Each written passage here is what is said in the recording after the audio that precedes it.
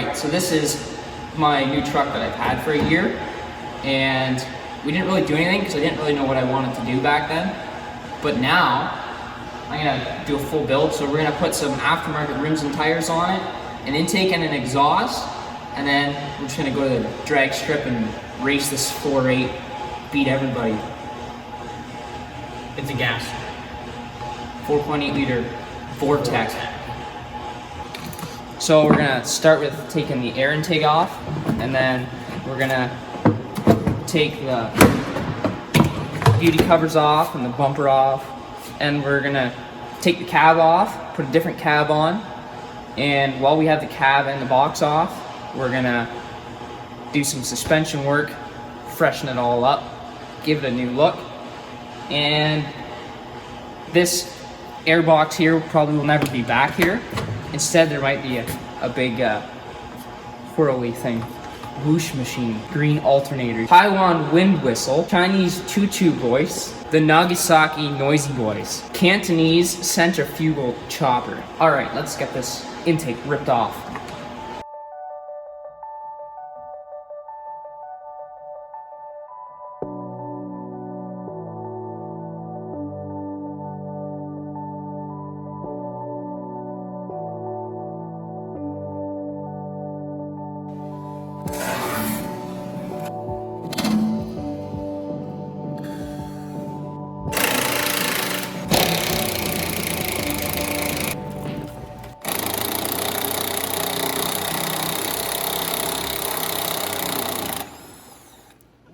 Alright, so the real hoist is tied up. There's a tractor in there. So we're going to use our portable hoist to lift this cab off of this frame. So let's do it.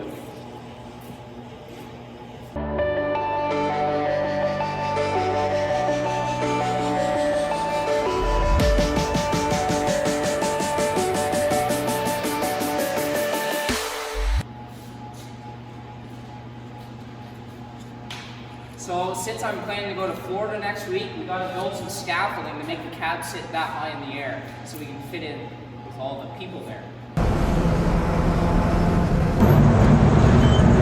Alright, now we're going to put it on the wagon.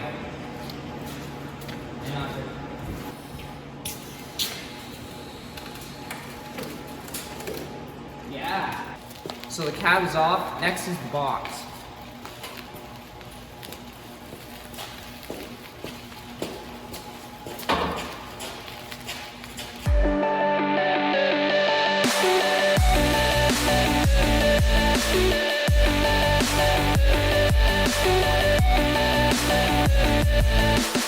Alright, so you can see how good quality these brake lines are.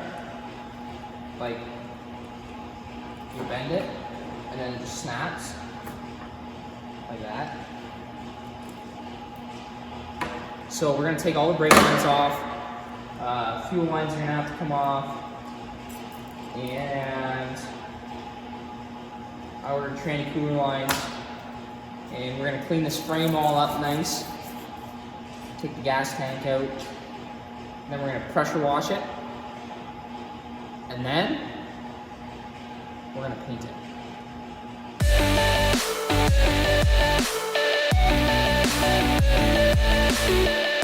Alright, we're going to take off this exhaust because if everything goes according to plan, we won't be needing it. So, just got to undo all these hanger mounts and it'll come off.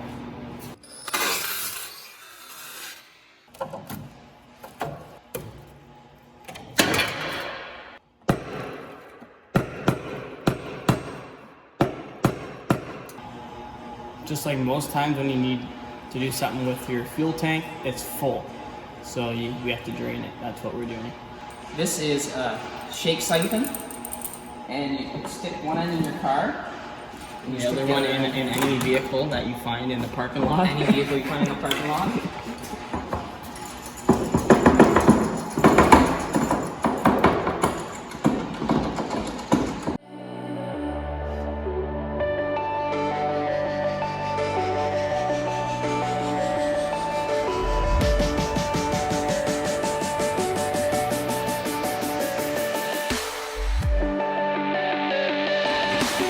Okay, so we're going to use this pneumatic needler, and we're going to clean the whole frame up And then we're gonna pressure wash it and paint it.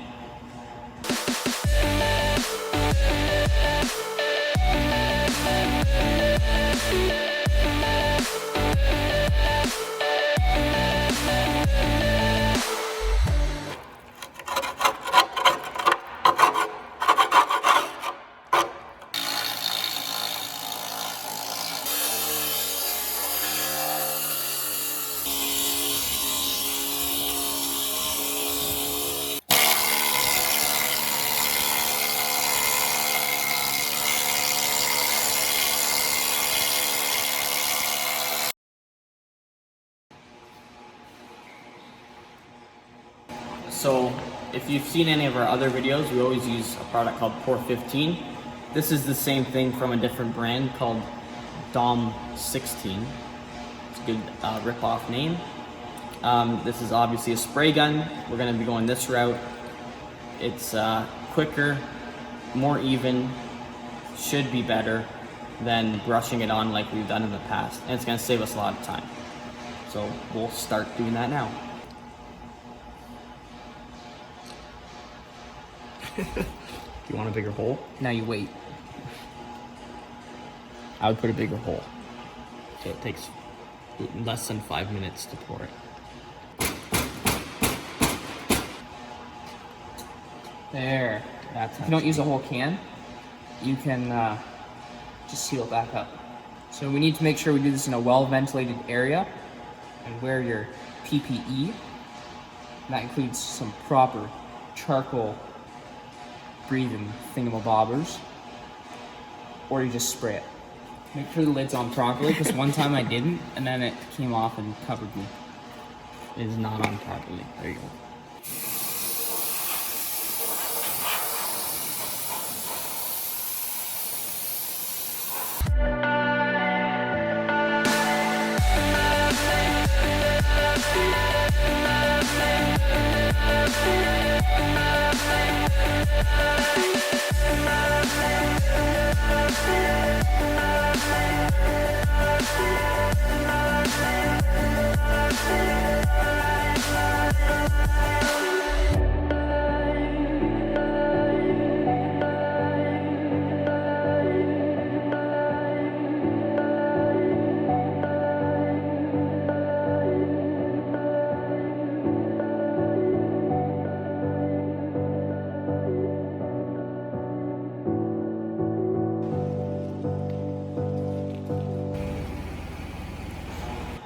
So the first coat's done and dry. It's actually a couple days later.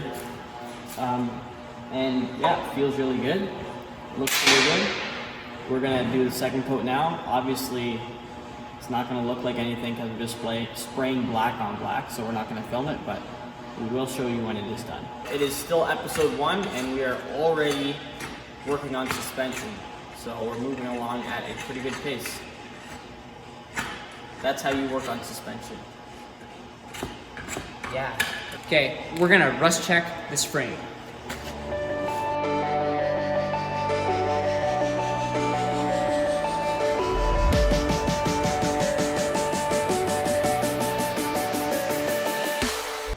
Alright, so the main thing to remember with Pour 15 is you have to top coat it. So I'm just using some rust check rust paint just to get a top coat of paint on there, because if the Pour 15 or Dom 16 that we use gets sunlight, it'll blister, and then that's more places that it can rust again and not look very nice.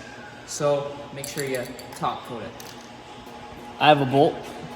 And I have lowering springs because we're slamming this truck. Excellent. We'll just go like that, no shaft.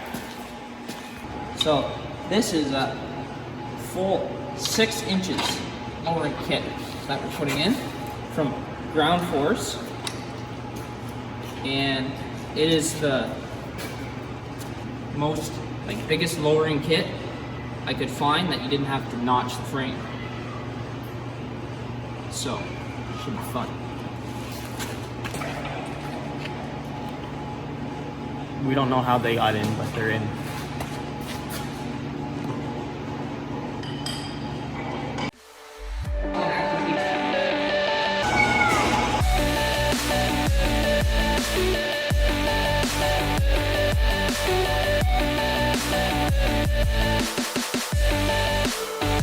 since this is a full ground force kit, it also comes with spacers and blocks and brackets to adjust the drive angles of the drive shaft.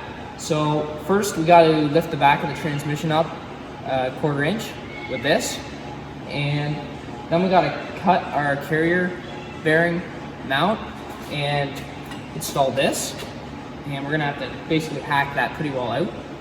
And then okay, ready? Yep.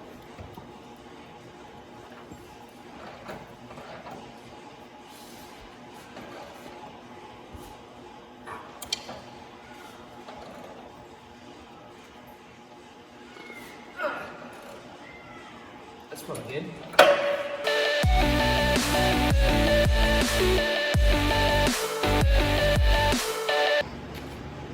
So what we just did was, well, if you ever tried to drill upside down by pushing up when you're on top of the object like we were just doing, it's very hard to do.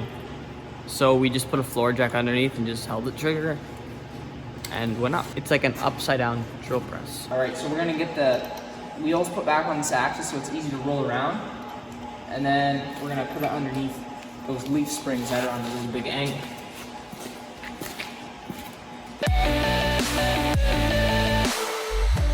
What do the wheels on the bus do? Go round and round. All town. It's a long way to thread. All right, so that's it for today's episode, and come back again, and we will do the same thing to the front, freshen up the front suspension.